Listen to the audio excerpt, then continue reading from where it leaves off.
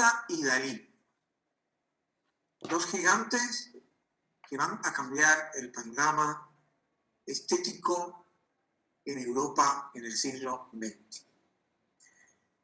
Decía Lorca: Rubén Darío, que moriste en sensualidad, ten misericordia de mí. Lorca había leído el libro Los raros de Rubén Darío, que hacía semblanza de personajes bohemios de la literatura francesa, referencia a Verlaine. También hacía referencia a Lautréamont y los cantos de Maldoror. La pasión de Lorca por Verlaine viene a raíz de la fascinación por la música. Verlaine había escrito Los poetas malditos. La música, los poetas malditos. Esta idea del malditismo que realmente va a influir en Lorca, en el joven Lorca, y también, como veremos después, en el joven Salvador Dalí. Lorca en 1918 escribe una carta a Adriano del Valle que dice: soy un pobre muchacho apasionado y silencioso que casi, como el maravilloso Verlaine, tiene dentro una azucena imposible de regar. Mis versos dan la impresión de algo muy formidablemente pasional. Bueno, esa idea de Lorca en la carta que escribe a Adriano del Valle, efectivamente, una azucena imposible de regar.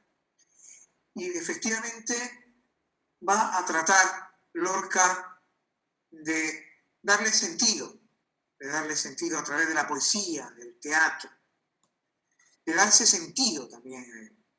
Por otro lado, Dalí, Salvador Dalí. Ese Dalí que tenía un padre librepensador, notario, con todo lo que significa ser un notario, ¿no? Realmente quien registra también, en cierta manera, los propios valores legales y de propiedad. Bueno, Dalí hace un retrato de su padre precisamente muy interesante, como después mencionaré. Dalí se relacionaba con la familia Pichot y en las noches de luna llena se dice que los Pichot colocaban un piano de cola en una barca. Era una familia dotada de grandes excentricidades, de bohemio y extravagante. Ya tenemos aquí un hilo conductor de dos jóvenes que no se conocían, pero que vienen de procedencias similares. Bien, a Dalí le fascinaba Chaplin, la fotografía estereoscópica. A Lorca le encantaba disfrazarse desde niño, y a Dalí también. Dalí se llegó a disfrazar de rey niño con manto de armiño, corona y cetro. Recordaremos luego al Dalí adulto con su bastón, como si fuera un báculo. A Dalí le fascinaban los desnudos de Rubens y las escenas domésticas de los pintores de Flandes. Ya hablamos en otra ocasión de la pintura flamenca, al referirnos a la pintura y la colección de Isabel la Católica de la Capilla Real de Granada. Dalí primero se consideraba un impresionista, es decir, que se guiaba por la tendencia de la pintura impresionista. Y Lorca, cuando escribe Impresiones y Paisajes, el libro que sufragó económicamente su padre, pues está impregnado también del viejo impresionismo. Lo de viejo impresionismo tenemos que matizarlo. En ese momento, en 1918, el impresionismo todavía estaba vigente, pero en realidad ya se puede decir que con las vanguardias va entrando en decadencia. Por eso lo de acuñar el viejo impresionismo. A Dalí le va a influir el diccionario filosófico de Voltaire, la obra de Nietzsche, Así habló Zaratustra. En el caso de García Lorca, la lectura de Víctor Hugo va a ser fundamental. Son las fuentes de dos jóvenes que se van formando. Bien, pues la residencia de estudiantes será el espacio del encuentro. Allí en Madrid, precisamente. Un espacio que se corresponde con el Instituto Libre de Enseñanza. Precisamente Lorca llega en 1919. La residencia de estudiantes, en la que participa también Juan Ramón Jiménez y los intelectuales de la élite que realmente representa lo más granado en ese momento, se corresponde con ese proyecto de la Institución Libre de Enseñanza de desarrollar el conocimiento y extenderlo como un elemento que eduque a la sociedad por parte de una élite bien formada. ¿Bien? Lorca había tenido contacto en un primer momento con Guillermo de Torres, que le abre las puertas al ultraísmo, que es la primera gran expresión de la vanguardia en España.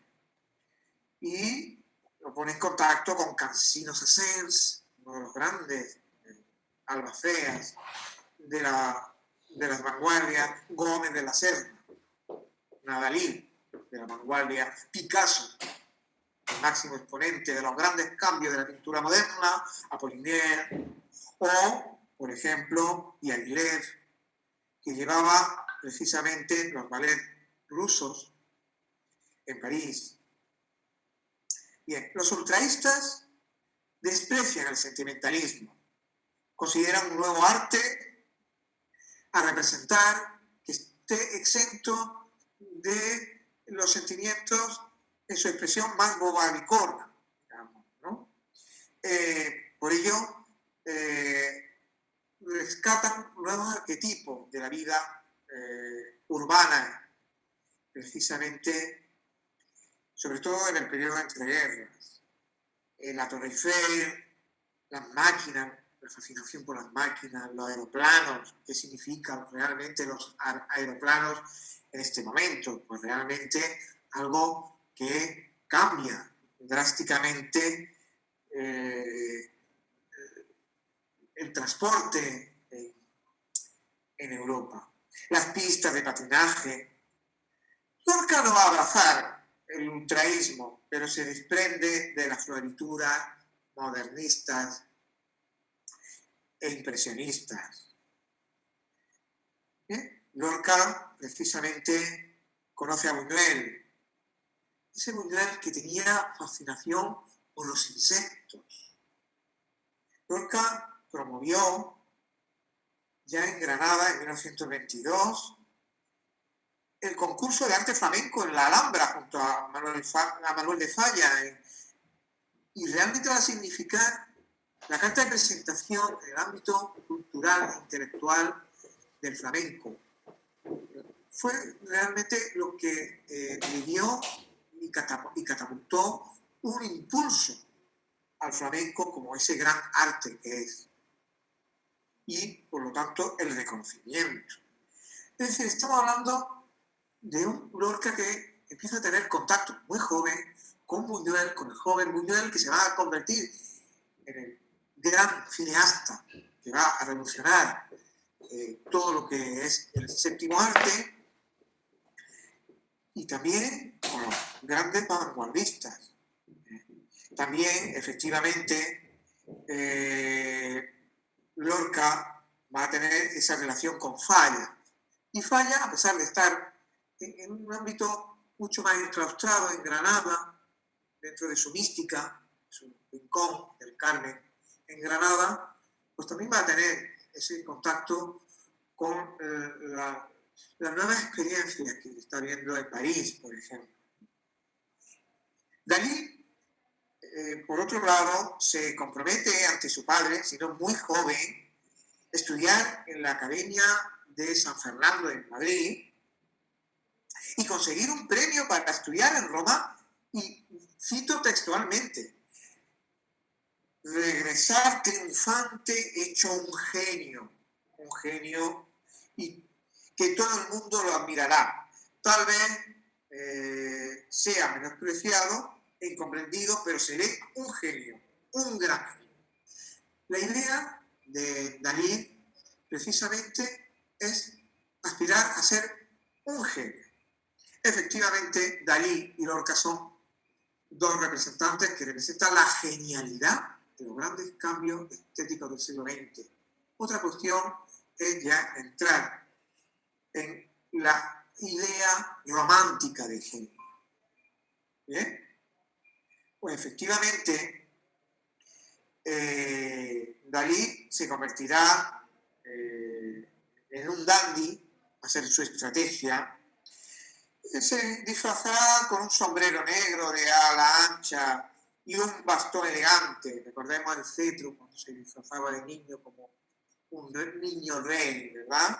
Pues eso representa el bastón en Dalí, en ese cetro de ese niño rey, con ese abrigo sobre los hombros como una capa. Se va construyendo su propio personaje. A Lorca le fascinaba disfrazarse, era muy histriónico. Lorca le gustaba simular que estaba muerto y eso le fascinaba e impactaba al joven Dalí cuando después conocerá a Lorca, obviamente. Dalí hasta 1920 es leal al impresionismo. Todavía en 1920 se verá deslumbrado por los paisajes de Joaquín Mir, pero realmente es un año que va a experimentar grandes cambios y grandes transformaciones. Al año siguiente, en 1921, va a leer el Manifiesto Futurista, que se remonta a 1914, y va a conocer la obra de los artistas Boccioni, Carrà, Russolo, Severini, que va a provocar un gran entusiasmo en Dalí. Y va a impactar el Manifiesto Futurista de Marinetti. El futurismo representa realmente esa tendencia en la que realmente admiran la tecnología, admiran el maquinismo, las máquinas, los avances técnicos, y reniegan un tanto del mundo ancestral, ¿no? Del mundo ancestral, de los clásicos, de lo tradicional. Bien, a Dalí le fascinó el personaje del Marqués de Bradomín, de las sonatas de Valle-Inclán. Le fascinó por su carácter histriónico. Y Dalí se va a convertir en ese personaje que solo vive para posar. ¿Bien? Se va a suscribir en 1921 al periódico L'Humanité en Francia y, bueno, va a admirar todos los cambios y el proceso de cambios de la sociedad que se produce con la revolución en Rusia. Y llegará en 1922 a la residencia de estudiantes en Madrid. A él le fascina Velázquez, a Dalí le fascina Velázquez, y se terminará suscribiendo a la revista L'Esprit Nouveau, el espíritu nuevo, que lo va a poner en contacto con las nuevas vanguardias. Simpatizará Dalí con el ultraísmo. Dalí decía, y cito, me apasionaba la geometría, todo lo que fuera emoción humana era rechazado. Solo tenía cabida en mis preferencias la emoción puramente intelectual. Eso lo escribe en una carta a su amigo Sebastián Gasch. Efectivamente, esa idea de la geometría y la idea del volumen y librarse de la sumisión al sentimentalismo. De ahí el comienzo de una amistad con Lorca. La relación entre Lorca y Dalí está basada en antagonismos y antagonismos que se complementan. Y esa relación entre el antagonismo y la complementariedad pues reside esa conflictividad de la relación entre Lorca y Dalí. Efectivamente. Que que luego terminará siendo, viéndose truncada esa relación. Intentará llevar a cabo un proyecto que se llama Los Putrefactos, que pretende ridiculizar a las momias del mundo del arte, de la literatura, que todavía pervivían en ese momento, y significa un guiño a las nuevas tendencias de las vanguardias en el arte. Es interesante el cuadro cubista que pinta Dalí, un autorretrato, donde está fragmentado, como cristalizado en multitud de pedazos el propio Dalí. ¿Qué representa realmente este autorretrato? Pues representa esa visión que tiene Dalí de sí mismo, fragmentado, totalmente diseccionado. Y realmente es fascinante el autorretrato de Dalí, el autorretrato cubista. Dalí también va a elaborar un retrato cubista de Lorca.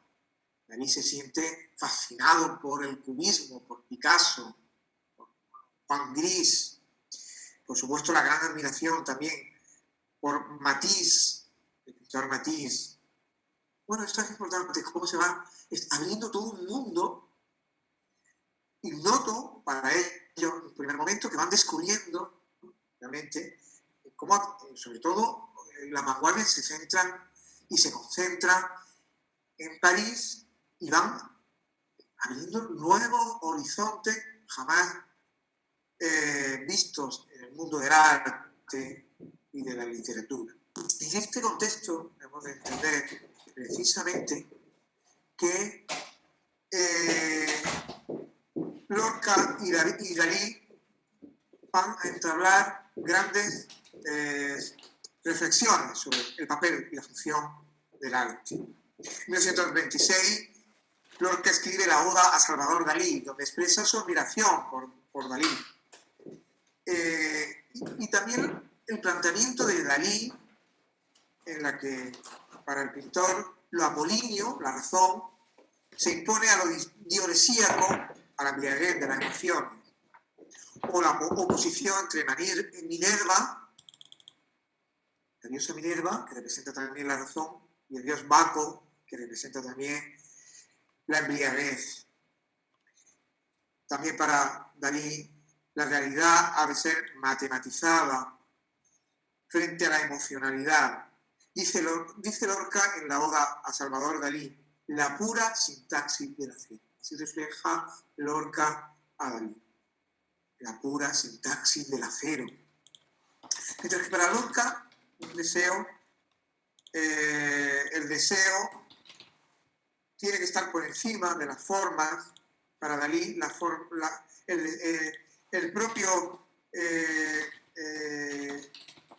propias formas tienen que estar por encima del propio deseo. Es un momento en el que Fernando Vela va a publicar su artículo El arte al cubo, y la deshumanización del arte también, escrito por Ortega, va a influir y que va a darle toda una teorización a las nuevas vanguardias. Sin embargo, para Lorca el deseo está por encima de esa objetividad que planteaba Dalí a través del cubismo, el reducir a las formas geométricas la realidad. Para Lorca, la expresión del deseo va a ser la clave realmente en su obra. Recordemos la obra teatral Yerma, el personaje de Adela en La casa de Bernarda Alba, los sonetos de Lorca, el diván de Tamarit, la obra teatral El público. Realmente obedece a ese abrir camino, darle sentido al deseo, a ese deseo que Lorca considera que es algo imposible a la hora de realizar y que, de cierta manera, lo sublima a través de la estética literaria. En Dalí impacta la imagen de Lorca, la imagen de la mariposa de hierro. Eso realmente va a ser realmente algo que va a golpear en Dalí, la mariposa de hierro, y que va a influir en la pintura posterior surrealista de Dalí, la mariposa de hierro, esa imagen que evoca el propio Lorca. En 1926 Dalí conoce a Picasso en París, Y es una época de grandes reflexiones. La conferencia de Lorca, la imagen poética de Don Luis de Góngora, plantea y dice literalmente: Lorca, Góngora, padre de la lírica moderna, y Mallarmé, su mejor discípulo. Lorca admira la búsqueda de la belleza objetiva y la belleza pura, inútil, exenta de sentimentalismo, que ve en Góngora. Él dice que Góngora odia las fuerzas oscuras que no se pueden controlar y que busca por encima de todo la claridad, la medida, el orden. En esta conferencia Lorca pretende entrar en plena sintonía con las ideas cubistas de objetivización del arte por parte de Dalí. Efectivamente, en esta época, Edgar Neville le encarga a Dalí un retrato de la Virgen. Se ve que Edgar Neville, efectivamente, le hace un encargo a Dalí, tanto fuera de lo que son las expectativas del propio Dalí, que curiosamente, posteriormente Dalí hará retratos también de la propia Virgen, retratos surrealistas. En 1928, Dalí escribe su texto San Sebastián. Para Dalí, San Sebastián representa la iconografía y la expresión de la desnudez, la ironía, el gimnasta que se esconde en el dolor, la paciencia, la agonía. Ese San Sebastián, que era un centurión y se convirtió en un Adonis por parte de la iconografía pictórica tradicional, le fascinó a Dalí. Y en torno a esa iconografía establecieron sus reflexiones Dalí y Lorca. Ese San Sebastián de Dalí limpio de simbolismo. Curiosamente, posteriormente, Lorca, en su conferencia Imaginación, Inspiración y Evasión, adopta una opción más sintética, entendiendo que la imaginación entra dentro de la lógica humana controlada por la razón. Eso sí, controlada por la razón. En la otra conferencia de Lorca, Imaginación, Inspiración y Evasión, la imaginación está limitada por la realidad y la imaginación transforma las cosas. Es decir, por un lado, la imaginación está controlada por la razón y por la realidad, y por el otro lado, la imaginación transforma las cosas. Y aquí es realmente el conflicto que Dalí y Lorca van a establecer permanentemente como dos antagonismos. Dalí, racionalista, y el Lorca, que realmente sobrevalora la emocionalidad en el arte. Curiosamente, el manifiesto del surrealismo, André Breton lo publica en 1924. En 1925, el poeta Luis Aragón va a impartir una conferencia en la residencia de estudiantes sobre las nuevas tendencias del surrealismo. Sin embargo, no acudieron a las conferencias, estaban fuera en ese momento de Madrid, no acudieron a las conferencias de Luis Aragón sobre el surrealismo.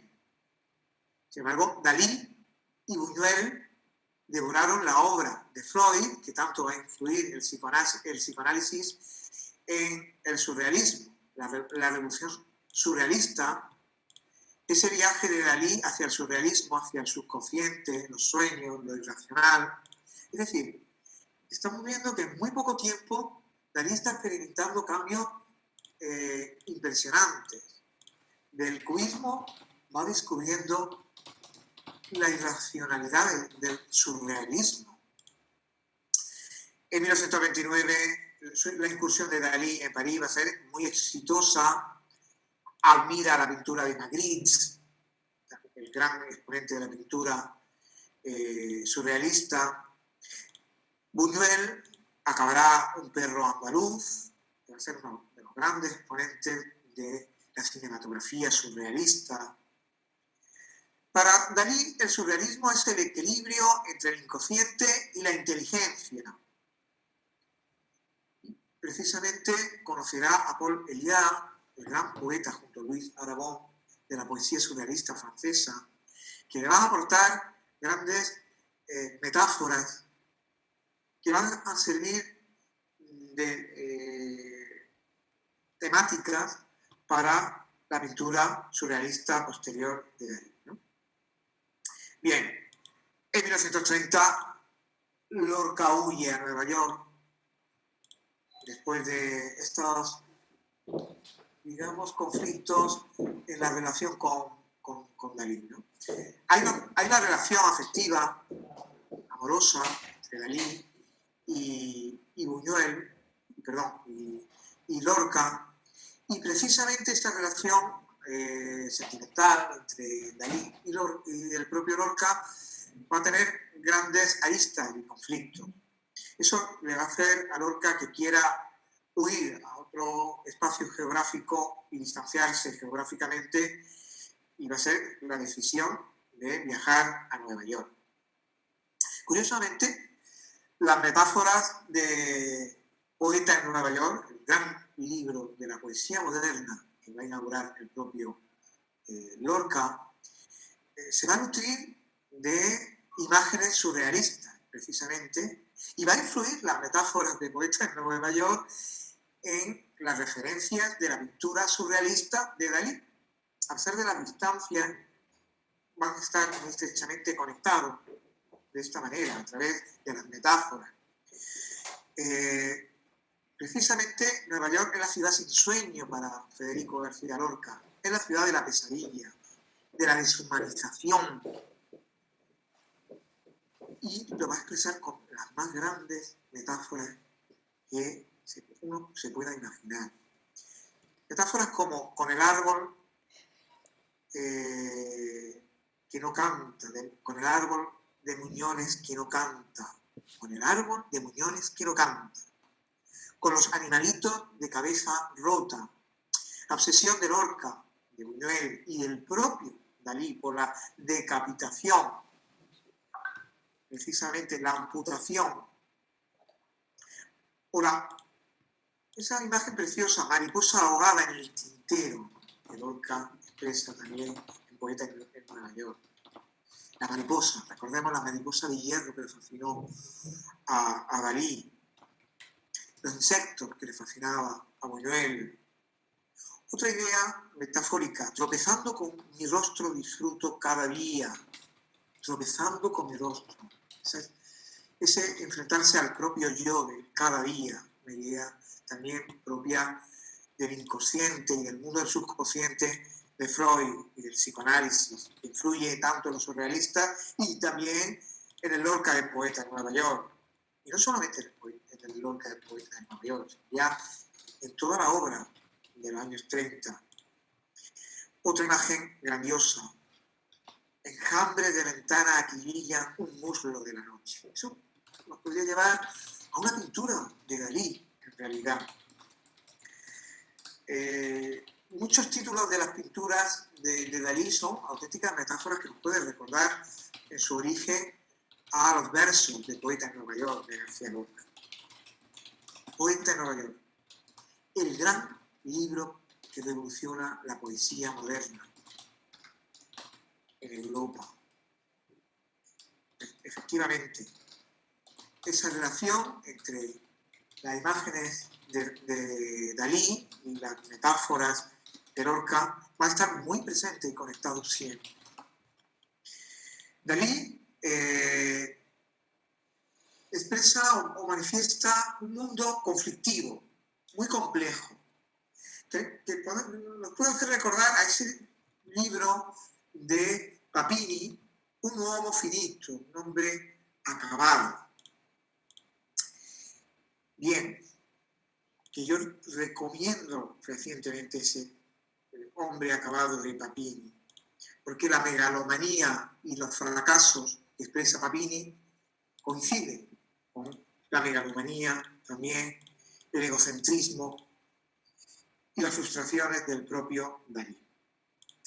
Lorca, en su última entrevista, que lo hace su amigo Bagaria antes de morir, acribillado por las balas en Granada, dice: el arte por el arte es una cosa que sería cruel si no fuera afortunadamente cursi. Ningún hombre verdadero cree ya en la zarandaja del arte puro. En este momento dramático del mundo, el artista debe llorar y reír con su pueblo. Esto lo va a distanciar radicalmente Lorca de Dalí. Y Dalí, que va a quedar postrado en el arte por el arte, en su mundo egocéntrico, lleno de genialidad, pero en un mundo que se circunscribe en el arte como egocentrismo. Bien, hay pinturas, para acabar, de Dalí que nos pueden recordar realmente la influencia de esos fantasmas que Dalí proyecta y que representa un mundo conflictivo en el que se sitúa el mundo del arte y de la literatura de los años 30, sobre todo especialmente los años 20 y 30. La pintura El enigma del deseo de 1929, una imagen fantasmagórica de la madre en la pintura de Dalí. La pintura, la miel es más dulce que la sangre, precisamente. Dalí da rienda suelta a sus fantasmas. A través de un desnudo femenino decapitado, encontramos la decapitación. La pintura El asno podrido, también de 1929, es una prefiguración de una de las secuencias de la película Un perro andaluz de Buñuel, esa gran obra maestra de la genialidad de Buñuel. En 1931 la pintura La persistencia de la memoria, a través de relojes blandos, nos transmite un paisaje desolador, el propio Dalí. O también, precisamente, el atavismo del crepúsculo forma parte de las obsesiones de Dalí, que recrea la pintura El Ángelus de Millet. El retrato de Freud, que le hace el propio Dalí, también en forma de querer reconocer al propio Freud.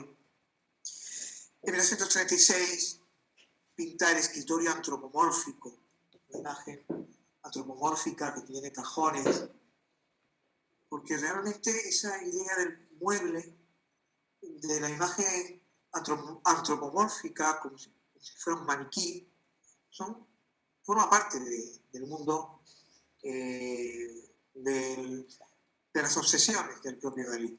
O Venus de Milo, con cajones, también entra dentro de esa idea fantasmagórica que también lo pinta en 1936. 1936 significa la muerte cruenta, injusta de Federico García Lorca.